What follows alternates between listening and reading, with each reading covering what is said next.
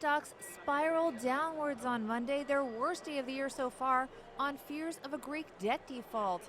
The Dow down 350 points, almost 2%. The S&P 500 closing at a three-month low, falling more than 2%. The Nasdaq down almost 2.5%, its worst percentage loss since April of 2014. The European Central Bank froze funding to Greek banks, and the Athens Stock Exchange closed.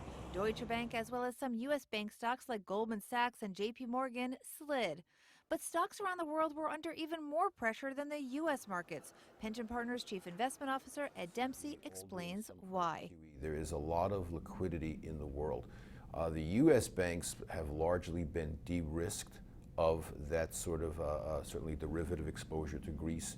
Most of the Greek debt is held by the ECB or its surrogates.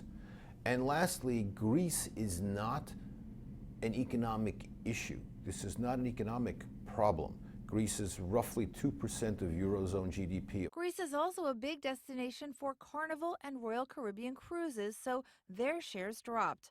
Also down, Google. The online search company has agreed to use government data to alert Google Maps users of nearly every railroad crossing. The move is aimed at making driving safer.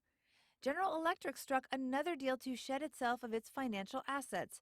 It'll sell its fleet management business in 4 countries to Canada's Element Financial for almost $7 billion. Micron Technology shares extended Friday's plunge. Mizuho downgraded the chipmaker shares to neutral from buy, saying higher costs for DRAM chips will likely worsen the outlook for PCs.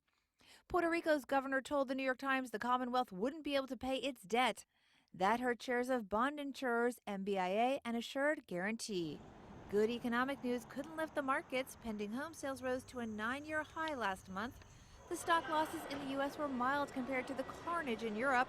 Investors dumped financial shares, wiping out $33 billion in market capitalization.